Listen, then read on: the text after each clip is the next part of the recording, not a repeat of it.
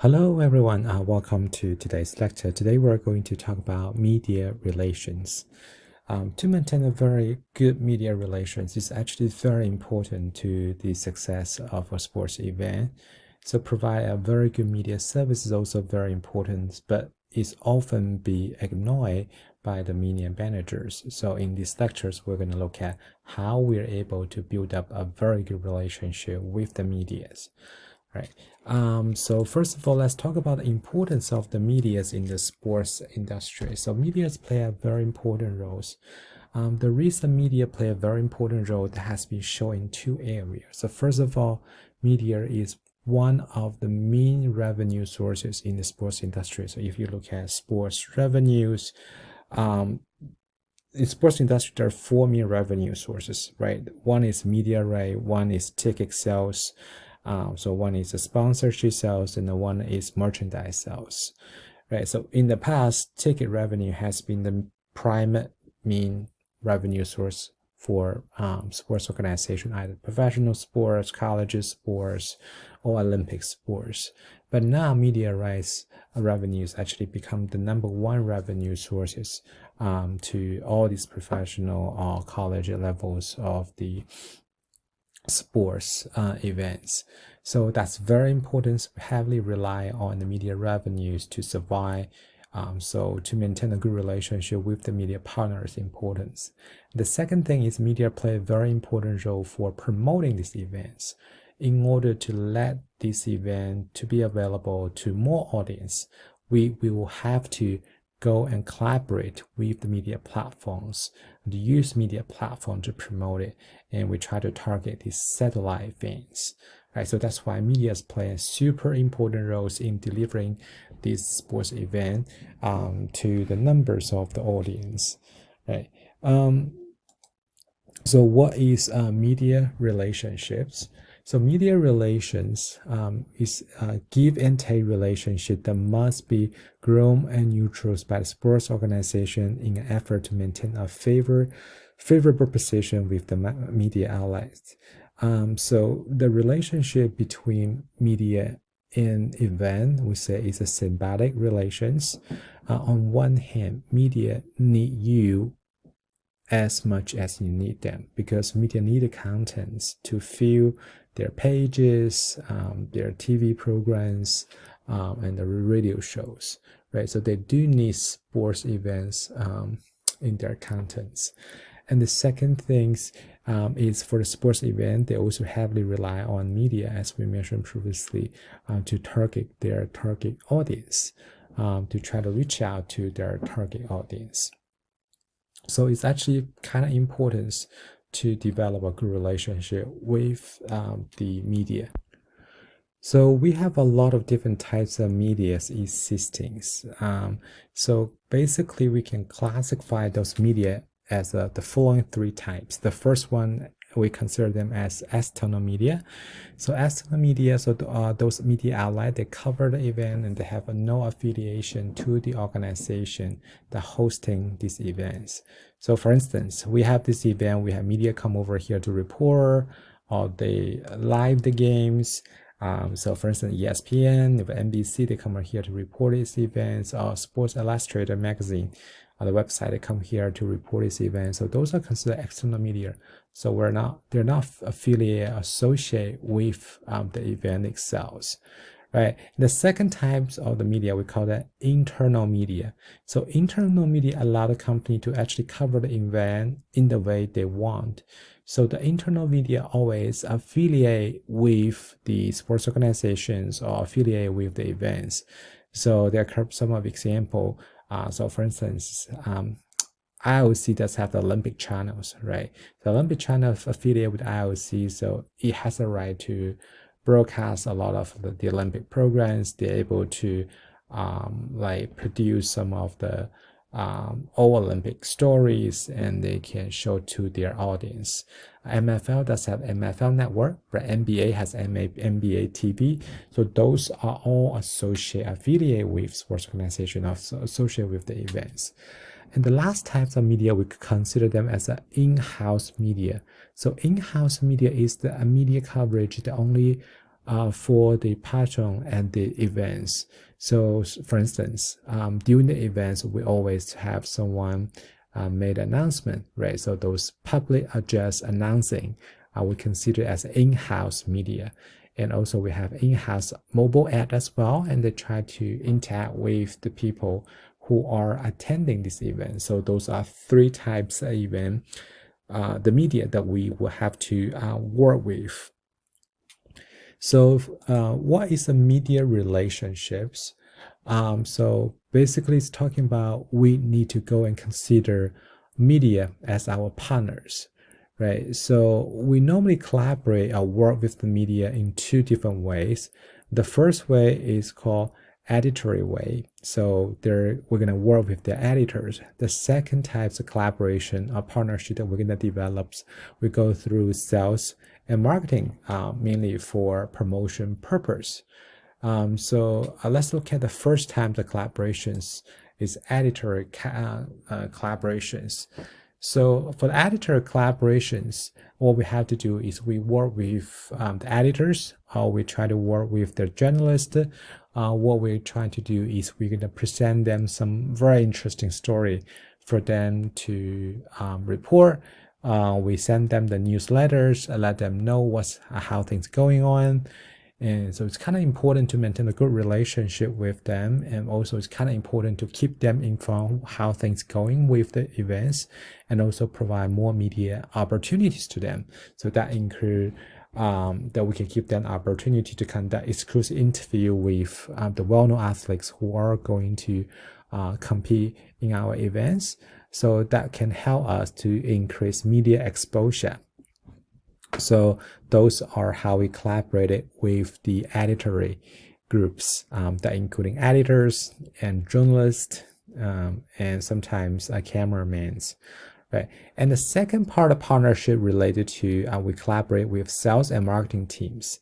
So sales and marketing teams, so basically they're trying to generate revenues from the sports events or from sports organizations. So what we're trying to do is basically we're trying to maybe we'll make a commercial that will be able to broadcast on the TV program. So we advertise ourselves.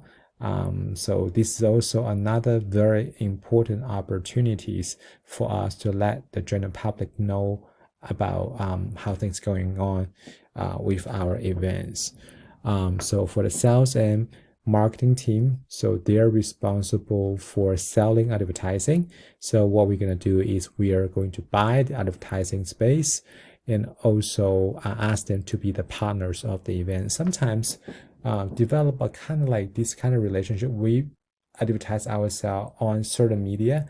We might be able to also impact the way how they cover this event as well, right? Because we become media's very important investors, or we say we become their revenue contributors. So we have some sort of like a influence could impact the way how they cover these events.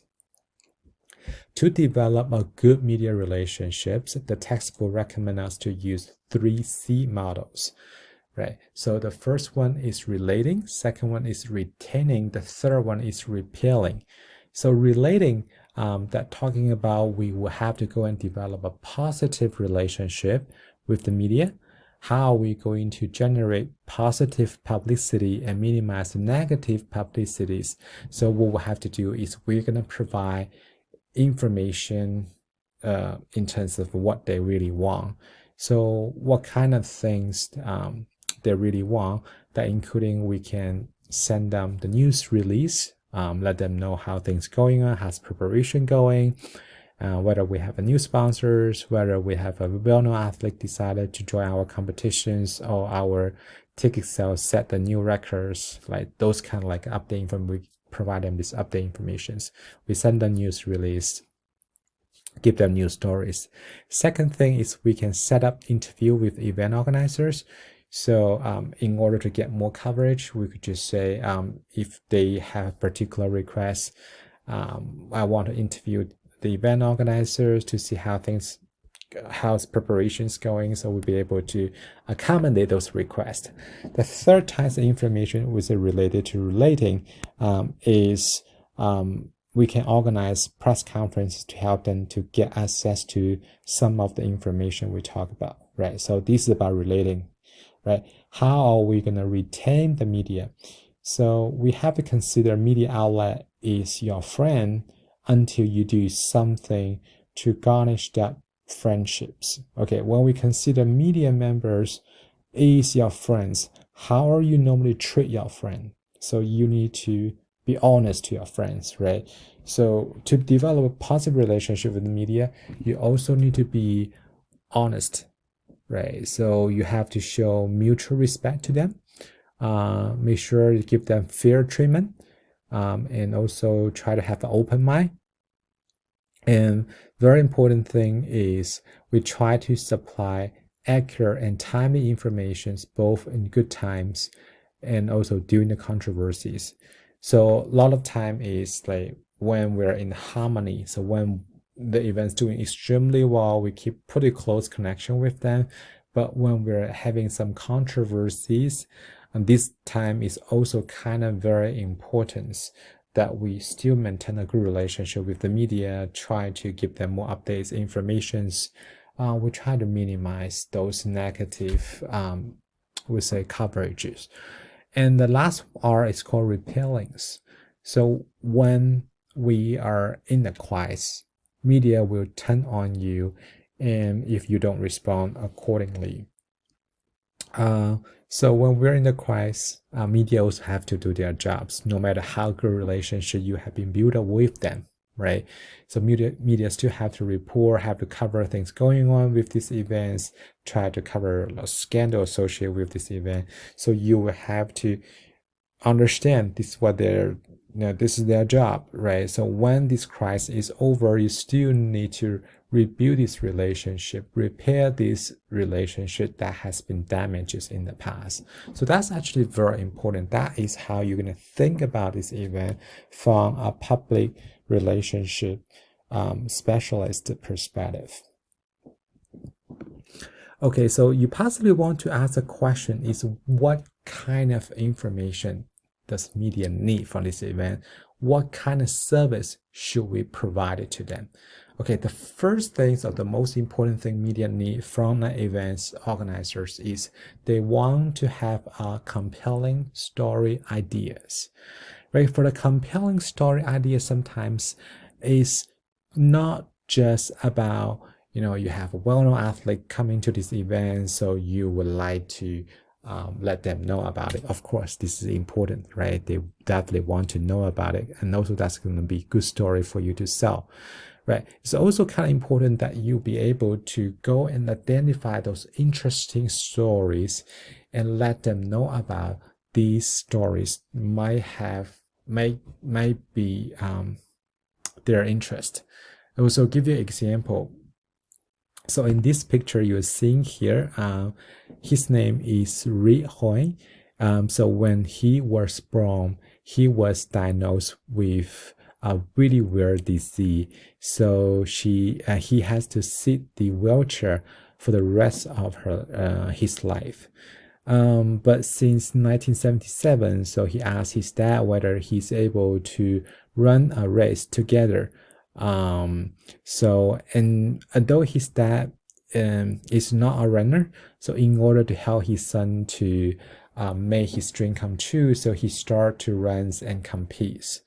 In 2013, so his father decided to push rate run at the Boston marathons, and they have to compete every year since 2013.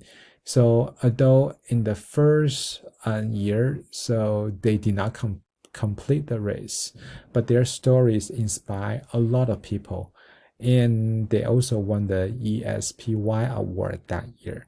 So this is a good example of how you be able to identify these compelling stories. So sometimes this story does not to be, happen around these well-known famous people. they can also often happens in these ordinary people that you just need to go and explore this story. You can find out these stories and let media to know about it. That's actually a pretty good way to help you to get more positive publicities. And the second thing we have to do is provide accurate, timely, and comprehensive information. How are you going to provide this information? We're using three sources. One is press release, second is the social media, and the third is media guide. So we're going to talk a little bit about it. And then we have to go and provide proper, comfortable working conditions during this event to make sure they really enjoy their work experience. Because when they cover the event, so it's actually they're working, right? So if you're as an event manager, you're working during this event. So for the media member, they're also working, right? So just they're doing job not just for you, but also for the media outlet that they represent for, right? So you have to give them a lot of support. Okay, so let's look at how we're able to provide accurate, timely, and comprehensive information, right? So first thing we could do is very important is called initial event announcement. So when we have some big news, then we would like to have the event announcements. A lot of time, you could either use press conference, which is very common, or you could just create news release, send out to the media members, give them these informations. So the initial event announcement that include, so that's actually a very good opportunity for you to excite local media community and also those business, right? So those initial event announcements include you just decide a day for the events, or you just set the made a decision about the locations. We have some details in terms of how many ticket package that we're going to offer during the events, the ticket sales details. And also this is the good time for you to share some background of this event with these media members, try to refresh their memories, right? Some media member might come into this event every year, so they know everything's about this event, but they also have a lot of new face, new media emerge nowadays, right? So we also need to go and show them this background information that including historical highlight, and also economic impacts of these events. So that's actually very, very important. So have event announcement, we can have a press conferences, then we could have the event managers to make these announcements about it, introduce about how the preparation that we're doing for these events. Also, we might schedule some one-on-one interview opportunity for some key media, give them some privilege to get access to the key information and speak to the most important people, right? So that is the one thing we can do, is provide update information to them. The second way we'll be able to provide update information is we can send out news release, newsletters. So it's not all those information are that important that we need to have like a big press conferences, right? So because press conferences, you do need time to plan, you do need to invite people, you do need to run the place where you can host the press conferences. It takes times, right? It takes times. So a lot of other small information. So for instance, who just confirmed that they're gonna come over here to compete these events, you could just write newsletters, right? These newsletters, you don't need to write very long. So we're using something called reverse pyramid model structure. This is how AP, Associated Press, write their stories. So the reward pyramid, the format, it was introduced by AP during the World War II. During the World War II, at that time, they didn't really have computer to write their stories. So a lot of times, so they have typed their story and then fax their story to their media outlet, right? So, that was a 70, 80 years old during World War I, World War II. So a lot of time, because they have some technical issues. So if you write a very long stories, Maybe the media outlet will not be able to receive all the story you wrote, maybe only first pages. So in order to make sure they get the most important information, so they create this way how we're gonna write news. So basically, what you have to do is basically put the most newsworthy information in the beginning, in the first paragraph. So in the first paragraph, it's very important to describe who, what, where, why, when, and how, the details of this event. So basically the first few paragraphs are the most important information, and then we include some less important information at the end. We can include some backgrounds of this event. So this is how we're gonna write a news release. We include the most important information there first, right? So that is how we're gonna write news release. So in the past, we write news release, we emailed it to all these reporters. Now, in addition to email those informations, we can also use the social media. Social media is kind of a good way. Like traditionally, we as an event manager, we have to go through traditional media or legacy media like television, like radio, like newspaper to reach out to the audience. Having social media is great because we'll be able to directly disseminate information on the social media platform, directly target to the audience. At the same time, we'll be able to give a lot of updates, information about the game statistics. Right now, data is so important. So we'll be able to do that. And a lot of time, the newsletters, you could just send newsletters on your social media and add some key media. Their reporters be able to see these informations, right? So using social media is very cost effective, also help you to disseminate information quicker than the others, right? We talk about press conference used to be a very important the platform where the event need to have to disseminate informations. So in what situation that we would like to host a press conference is we have a very important announcement to make. Reporters also able to directly communicate with those very important people that involved with your announcements. So because press conference basically provide you a direct in-person touch points between media and event organizers, in addition to the provide announcements. Reporter can also ask the questions, can expand these stories, unlike newsletters, right? You send them a newsletters, only information they get is everything you provided to them. So they can't ask you follow-up questions. Press conference difference, right? So they're able to ask questions, they're able to identify their news stories, they give you more coverage. So that is very, very important. So when will be the best time to schedule press conference? Make sure going to schedule press conference in a non-competitive attention grabbing time. So a lot of time we have a pre-game press conferences, right? Before the competition, we need to have a press conferences to let athletes speak to the media members about their expectations about the competitions. And then we have a post-game competition when they complete these competitions. They would like to share about their competition experiences and why they were successful in the competition or why they didn't do as well as they hoped. Right. So this is about press conferences. Right. So those are these update information that we can provide the media. Right. In addition to the update information, we can also provide them something called media guide.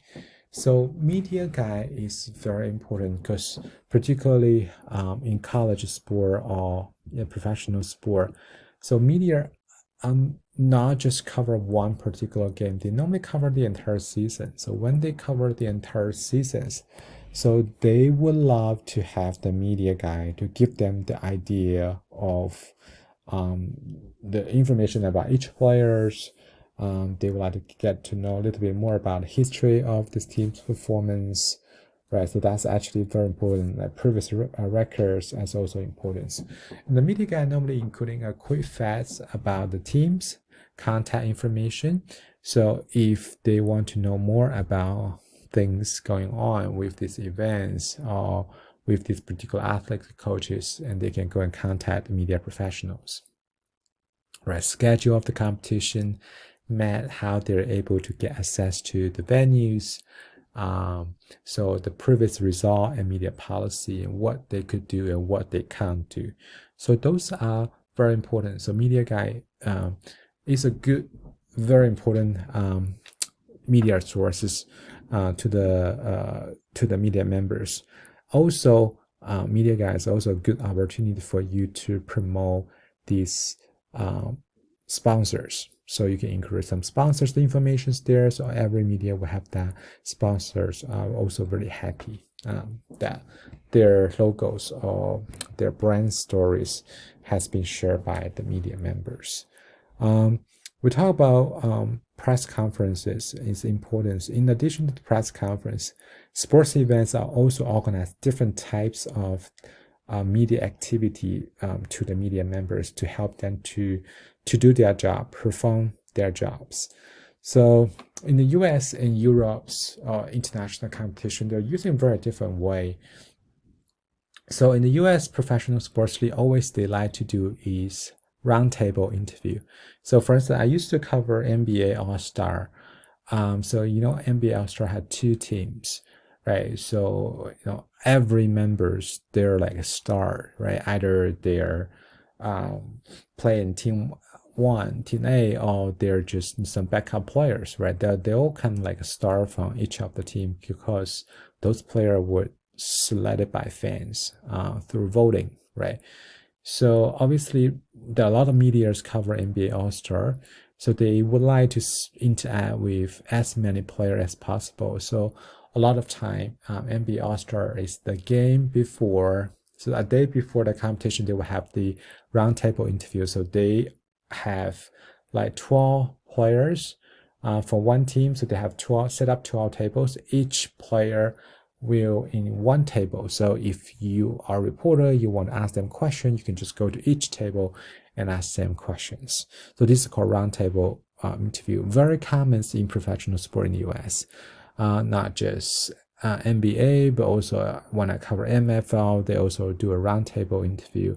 They give reporter the opportunity to get access multiple players at the same time, and so this is one thing. But for soccer competition, particularly in Europe, if you cover event in Europe, so every time when I cover event in Europe or cover Olympic sport, so this is kind of different. For the Olympic sport, because you have athletes from all around the world, right? You have athletes from the United States, from Canada, from England, from China, from Japan. You also have reporters from all different countries. So a lot of time, these reporters or journalists only want to speak to their country's athletes. Either they're winning the medals or they just compete, they still want to talk to them, right? It will be unrealistic for you to have the roundtable because you have so many athletes compete and every day is different, right? Because the track and field, think about it, there are so many events. Some people run 100, 200, some people run 15,000, right? So there are different types of the events. So that's why they use something called mix zone. So mix zone is like when the event is over, athletes will have to go through mix zone first before they go into the restroom. So go to mix zone, so they'll be able to stop in front of the media. If anyone who's interested speak to these athletes, so this is the mix zone. So you can just stop these athletes and ask them question. Of course, sometimes athletes, when they do not perform really well, so they're not happy, so they can skip, they can just leave the competitions. But if the roundtable interview, so you just have to sit there, right? You can't say, I'm not happy, I'm gonna leave. So those are the difference between roundtable interview and mix zone. So those are what is the mix zone. You also have to provide workspace for media members. So this is a workspace. So what kind of thing does media need? In the past, they need a telephone. I'm not sure whether they still need a telephone, but now telephone is mainly utilized for connect cables, right? So internet is important. A lot of big events, they have info systems. So like Olympic Games, they have info systems. So info system is like, because Olympic Games, there are multiple different events are going on at the same time, multiple different venue. A lot of time medias, you can only send 1 or 2 reporters, right? So 1 or 2 reporters, you can't cover everything, right? Particularly American media, American athletes may compete at 10 different venues at the same time. The media only send one athlete, one reporter to cover the event. So having the info system, then you'll be able to get the most up-to-date result for other venues. And sometimes you can't go and attend their press conferences of the competition, but you'll be able to get the transcript from them. So that is what the info system means. Right, so those are the media role. This in the venue, you also need to consider the broadcaster. Like you see like FIFA World Cup, they may have 30-40 broadcasters. They want to broadcast the games in their home country, so you have their monitors, you have the space provided for them, right? So that's kind of very important. So to provide service during the events, make sure it's a very comfortable atmosphere for the media members. So very important thing to concur here is we talk about media guys, important that we can provide to them. A lot of them media will need accreditations, right? So accreditations which can help you define whether they're press, so they're working here. If they're broadcast, they're working in a different place. They have their own studio, they pay money, they own rent a studio, so they will be in a different workspace. Accreditations is basically only allow certain people going to access to certain area. We talk about media war rooms, important, media has abilities, media relations office, press conferences, interview facilities, and game statistics are very important service.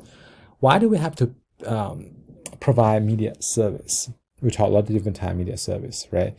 Because studies show providing very good media service could enhance media satisfaction. When they're happy, you're more likely to get positive media coverage. Right, it's positive media coverage normally show on 2 areas. So in their stories, you'll be able to hear positive stories about these events.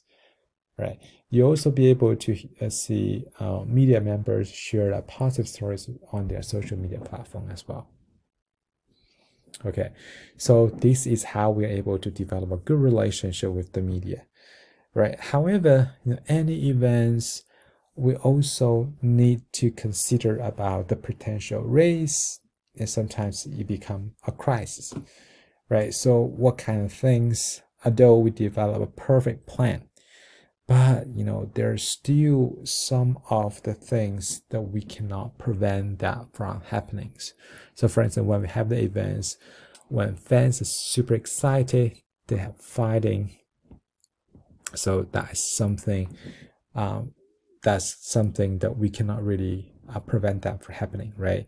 Or if the event is too hot or too cold or lighting cause the event got cancelled, or athlete got very serious injury, that's also sometimes you can't really prevent that, right? And also maybe the venue itself have some sort of issues, right? So in this kind of situation, media more likely to cover those stories because those negative stories sometimes attract more attention. So we always say bad news travel fast, right? Good news normally travel very slowly, but bad news catch people's attention very quickly, right? It's very easy for them to be disseminated. So in this time, we have to learn how we are able to manage a crisis. Right? Crisis management is to ensure all those management and staff are in a position to contain and manage a given crisis, as well as provide with the information they require for the shift and effective solutions of that crisis. So this is the crisis management, right? So what is the golden rule for the crisis management? The first thing is we need to deal with it in 24 hours. Don't sleep through the crisis, because if you sleep through the crisis, there will be a lot of speculations going on associated with this crisis. So that's something you would like to be aware. Second thing is you need to go identify spokesperson, and the spokesperson can, on behalf of this event, to communicate with the media directly. So everything needs to go through a spokesperson. Try to make sure this is actually related to internal communication, right? Maybe 10,000 people working for these events, including volunteers, right? 5,000, 10,000 people, big events. So everyone might know a little bit about this crisis. So if media want to talk to those people and get some information, it just makes it harder for you to control the whole situation. So make sure you can identify a spokesperson. Make sure all the media, if they want to get to know a little bit more about this crisis and the progress that you guys been making, go and reach out to the spokesperson. Spokesperson can only disseminate these informations. Prepare those talking points right before the spokesperson speak to the media. So you need to provide them enough information and let them know how they're able to handle these high pressures. So during a lot of time we have a press conferences, right, to address some of the issues. So during the press conferences, there's some strategy you could use. The first one is called denial strategy. In what situation we're using denial strategy is when we're facing these false rumors and unwarranted challenges, right? So when those rumors can really damage the event's reputation, so we need to go and deny that. We can attack the abusers, right, who disseminate this wrong information about us. We can attack them. We send them a lawsuit to threat them, right? Or we can very straightforward deny and offer explanation, right? If some news source say, about 10 Netflix got food poisoning yesterday during the event, so that's incorrect. You haven't never heard of it, so you're gonna deny it and provide explanation what has happened, right? Why this is incorrect. Those are denial strategies. Or you're gonna blame someone else outside of organizations. Those are denial strategy. Second one is called diminish strategies. So those strategies are recommended when a crisis is accidents, right? So I'll give example. Now, in order to comply with the Title IX, you have to cut one of the men's sports teams. So this is accidents. So you will have to go and diminish the strategies, right? This is a fact. You can't really change it because you already made an announcement you're going to cut one men's sport. So you will have to go and explain why you would like to cut the men's sport, how you're going to deal with that after cutting this men's sport, and how you be able to communicate with the parents, how you be able to make sure the students athletes been taken good care, right? Third one is rebuilding strategy that recommended preventable crisis occurs, right? So that's really you made a mistake, right? Try not to deny, try to apologize and provide explanation. Sometimes you have to accept full responsibilities, right? And then letting people know how you be able to do it better next time in the futures, how you be able to rebuild the organizations, rebrand the organizational cultures, right? So those are some of the strategies that you can consider when you manage your crisis. Okay, in today's class, we mainly talk about those 4 topics. So first of all, we talk about what's media relationships. We talk about 3 types of media. We have internal media, we have external media, we also have in-house media, right? We talk about to build up a good relationship with the media, we need to use a 3R strategy: relating, repelling, and retending. Providing related information, try to provide update and accurate information to them. To retain them, we need to trust them, right? Repair them is when we are facing crisis. When a crisis is over, we need to go and repair this relationship that has been damaged due to the crisis. We talk about the importance of providing media service. We talk about when we have a press conferences, media release, media guide, using social media, providing a very good working spaces, right? And the last one, we talk about crisis management, 3 strategy, and one is denial strategy, diminishment strategy, and rebuilding strategies, right?